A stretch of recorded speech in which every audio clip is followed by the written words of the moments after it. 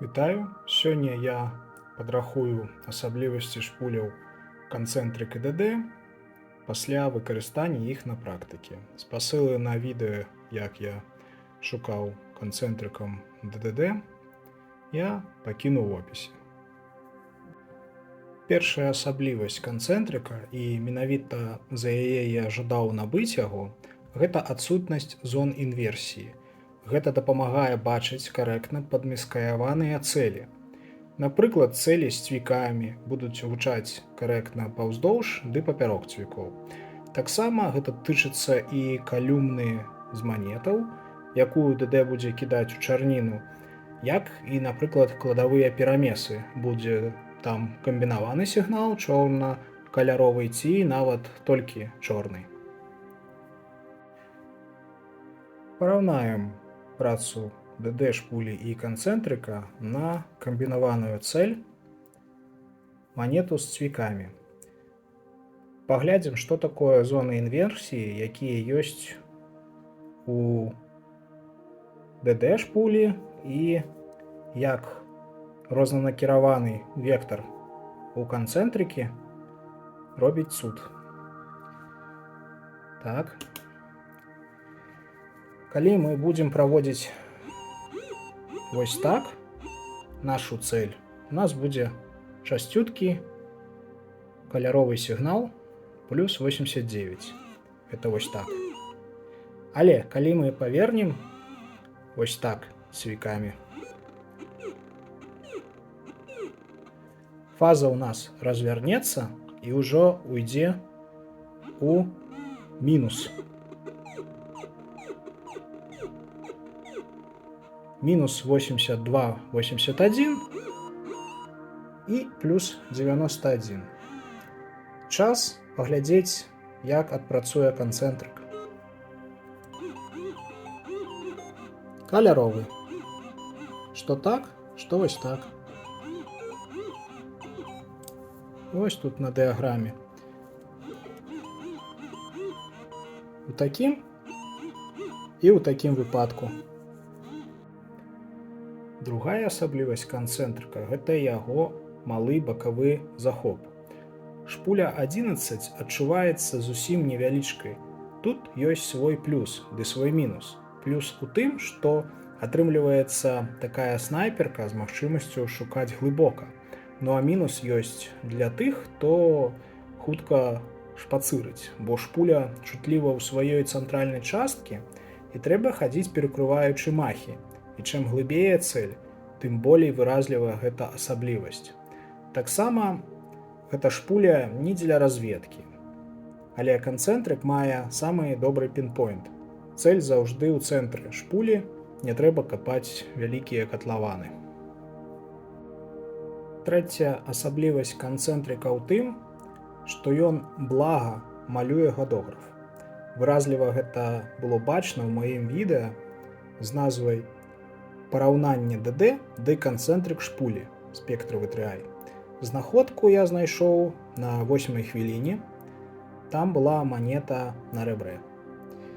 Хутчэй за ўсё, гэта звязана з тым, што ДД мае большы захоп сігналу, ён больш раўнамерны. Таму і фігура лісажу выходзіць больш роўная. Але на іншых паказометрах, такіх як спектрограф, сайзінг, усе паказчыкі аднолькавыя.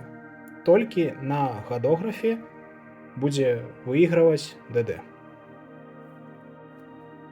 Чацвёртай асаблівасцю розніцы з'яўляецца тое, што канцэнтрык і ДД будуць маць розныя паказчыкі на глебу. Я звязаўся з іншаземцамі, спектраводамі, у якіх ёсць ДД ды канцэнтрык, ды параўнаў таксама іх паказчыкі з нашымі беларускімі. Дык вось яны аднолькавыя. У тым боку, што канцэнтрык дае фазу ніжэй, што дае нам магчымасць мець большую карэктную глыбіну ідэнтыфікацыі цэляў.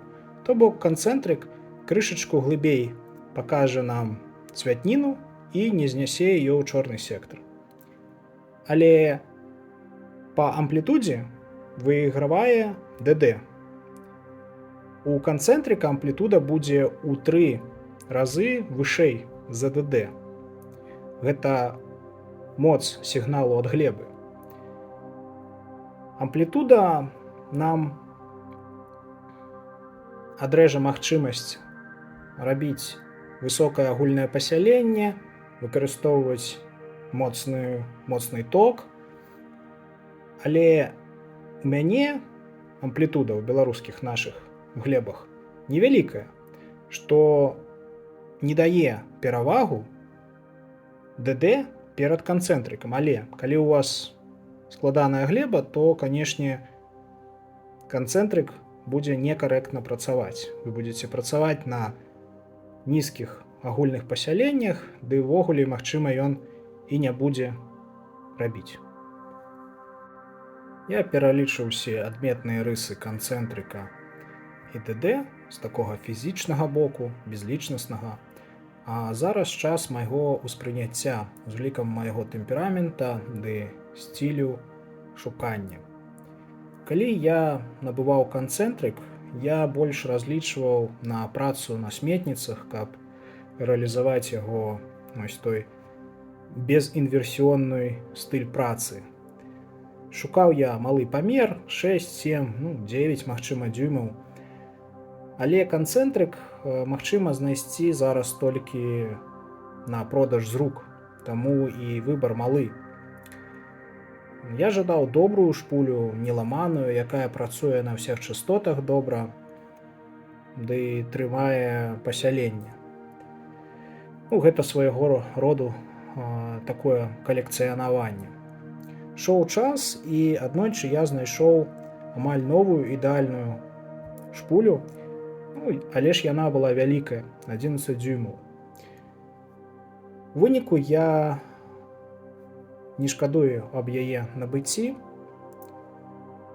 Канцэнтрык падышла дзеля майго пошуку, павольна хадзіць па невялічкіх лясных пляцоўках, на якія я магу вяртацца гадамі, насалоджвацца прыродай. Такія мясціны ніколі не аруцца, таму знаходкі могуць ляжаць глыбока, ды са смеццем, ці мець складаную ідэнтыфікацыю. Мая асалода дасягнуць іх, круціць прыбор.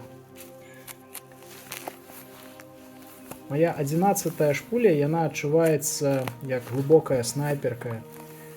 І дзеля майго выпадку гэта шпуля універсал. Яна як бы сумяшчае два процілеглыя бакі: глыбіню ды раздзяленне. Яшчэ дадам, што я не падштурхоўваю вас да набыцця канцэнтрыкаў. Улічыце, што на вашым прыборы яна можа працаваць інакш. Напрыклад, той жа сігнум мае больш току, больш моцы, што павялічвае амплітуду глебы, і таксама ён моначастотны, а спектра мульцічастотная, што дазваляе ей лепш выкрэсліваць сігнал глебы. І баланс глебы у сігнуме фазавы, а ў спектры ён камбінаваны. Яшчэ ёсць факт, што зрабіць канцэнтрык добра працуючы ў мульцічастаце складаней за ДД.